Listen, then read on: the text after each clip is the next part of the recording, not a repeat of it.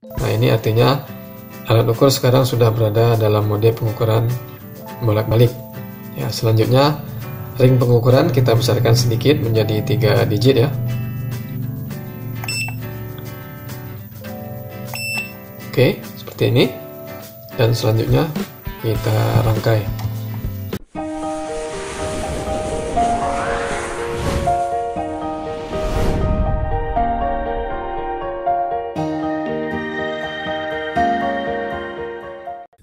Assalamualaikum kawan-kawan, kembali lagi bersama channel Sirudi Kreasi.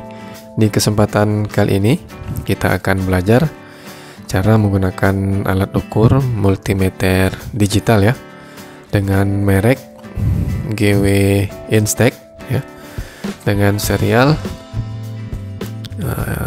GDM 396. Baik, kita unboxing terlebih dahulu kawan-kawan.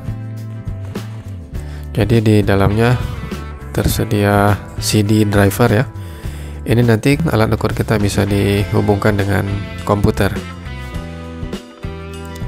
Baik, di sini ada alat ukurnya ya. Ini multimeternya kawan-kawan.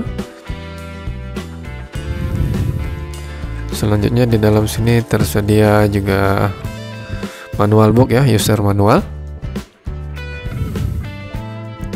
Oke, nah, di dalamnya kita lihat ada kabel probe-nya ya. Selanjutnya ini adalah kabel nanti yang bisa menghubungkan alat ukur multimeter digital ini dengan komputer. Ini akan menggunakan kabel RS232C ya. Nanti kalau seandainya kita menginginkan dihubungkan ke komputer, nah, seperti ini cara koneksinya. Oke, seperti ini. Kemudian ini kita hubungkan ke komputer ya. Dan tentunya kita install menggunakan CD driver ini ya kawan-kawan.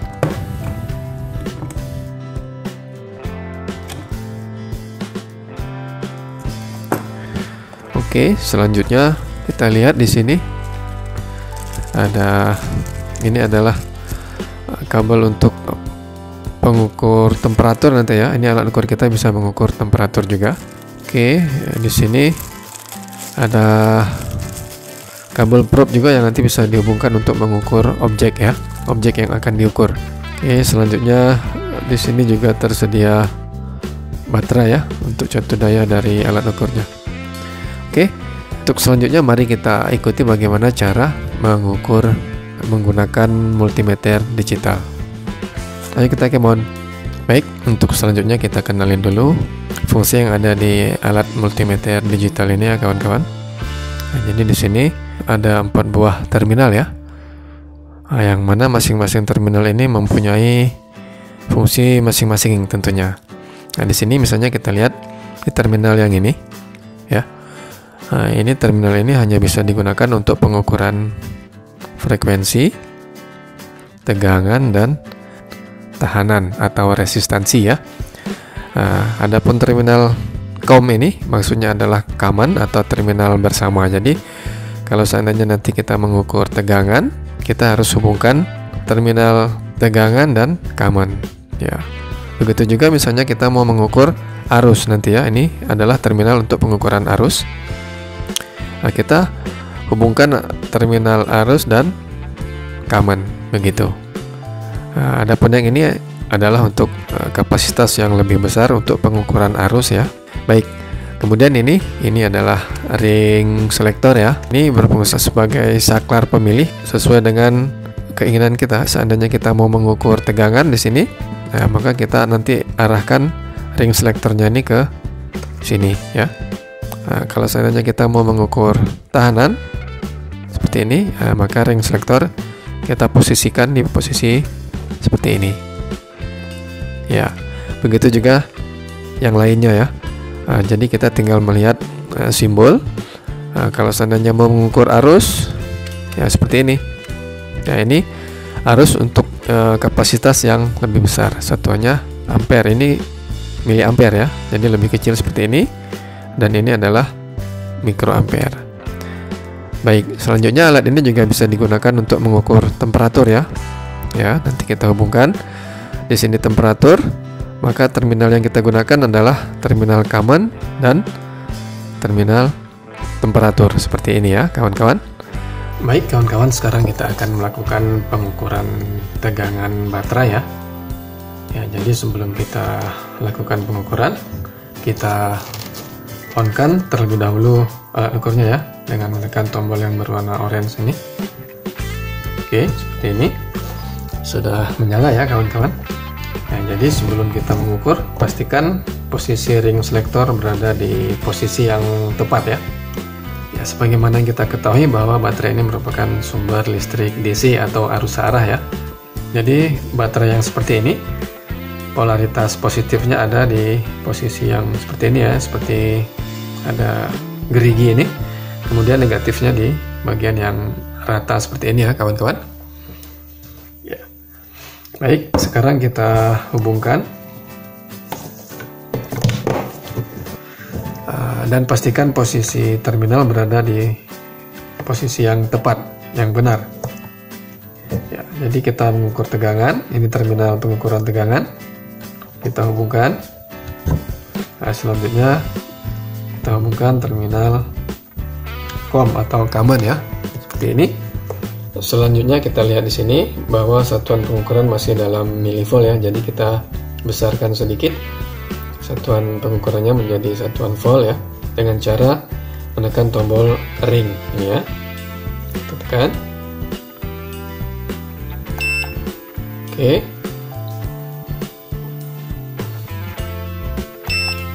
Ya, sudah dalam satuan volt ya. Kita buat dalam 2 digit. Tekan lagi. Oke, seperti ini kawan-kawan. Sekarang kita lakukan pengukuran ya.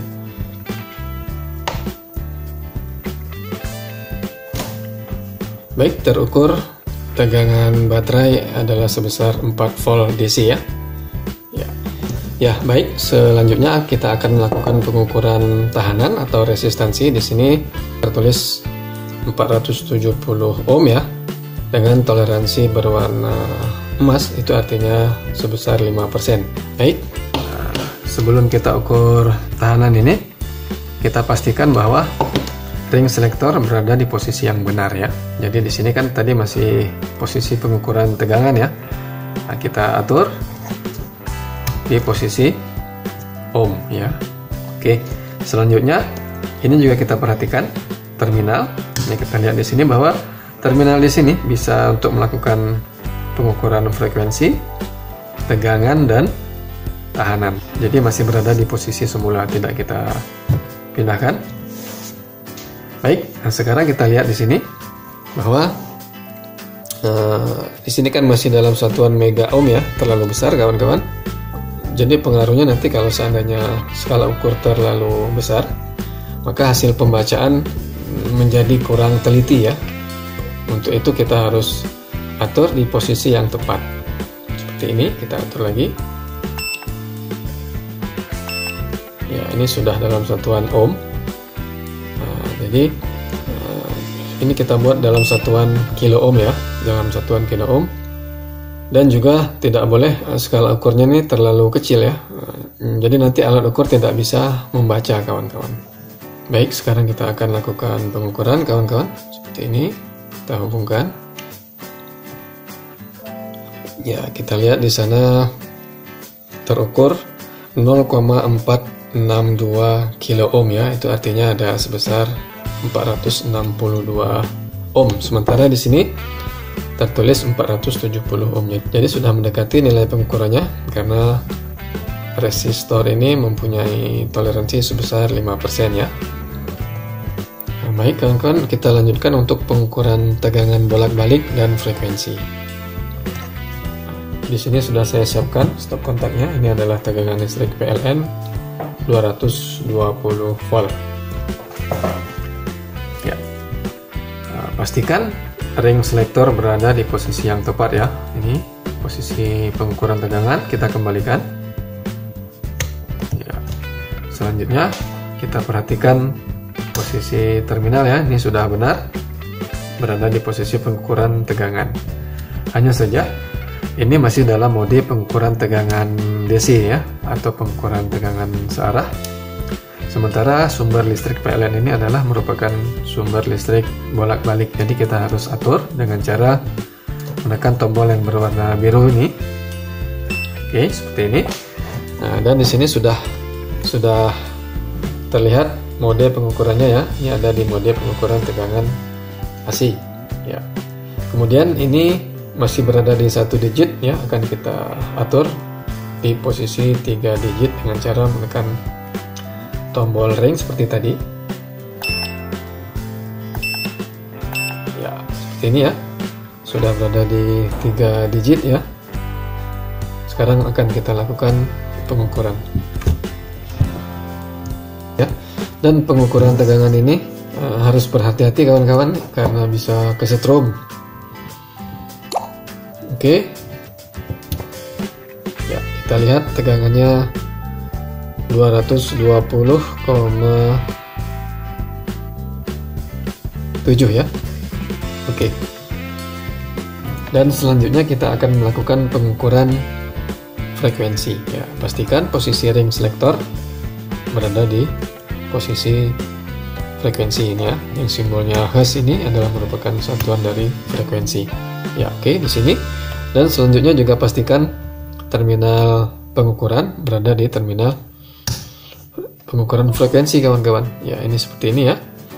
Karena di terminal ini bisa 3 fungsi pengukuran ya, frekuensi, tegangan, dan ohm. Jadi kita posisikan di posisi semula. Oke. Selanjutnya akan kita ukur frekuensinya. Ya, baik, terukur 50,16 Hz ya. Ini merupakan frekuensi standar dari PLN. Sudah sesuai ya. Baik, selanjutnya kita akan melakukan pengukuran temperatur ya, karena alat ukur kita ini bisa mengukur temperatur juga ya kawan-kawan. Mungkin di alat ukur yang lain tidak bisa mengukur temperatur ataupun frekuensi tadi ya. Jadi ini merupakan fitur tambahan begitu ya. Baik, selanjutnya kita ukur temperatur. Saya menggunakan korek api nanti, dan ini adalah sensornya ya. Sebelumnya kita pastikan bahwa posisi ring selektor ada di posisi temperatur seperti ini. Oke. Dan selanjutnya kita tempatkan terminalnya di posisi yang benar. Oke. Ini adalah terminal pengukuran temperatur kawan-kawan. Kita hubungkan. Dan terminal common. Oke, seperti ini. Nah, jadi di sini terbaca temperatur saat ini 27 derajat Celcius ya. Ya, baik. Saya akan coba panaskan ini sensornya.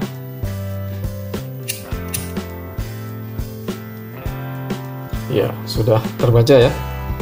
Dan nanti akan kembali lagi temperaturnya ke temperatur semula.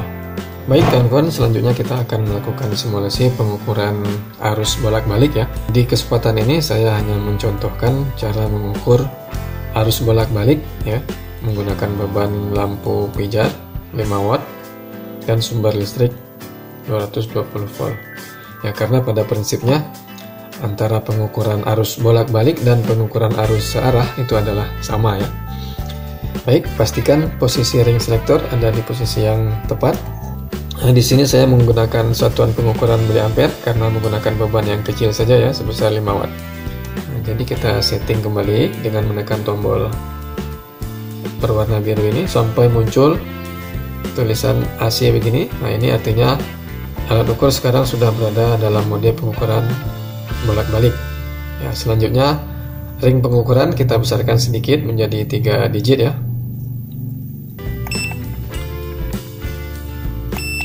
Oke, seperti ini. Dan selanjutnya kita rangkai. Ya, kita hubungkan. Dari sumber listrik kita hubungkan ke alat ukur ya. Di posisi sini. Miliampere. Dan selanjutnya terminal common ini terhubung ke beban ya, atau ke lampu dalam hubungan seri ya kawan-kawan. Oke, seperti ini. sambungkan. Ya, selanjutnya kita hubungkan ya kawan-kawan. Oke, sudah menyala lampu.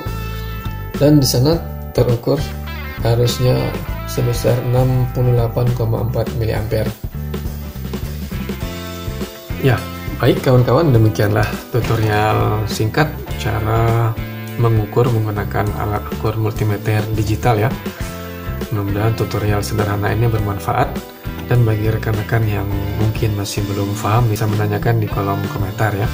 Demikian, sampai ketemu kembali di kreasi berikutnya. Assalamualaikum warahmatullahi wabarakatuh.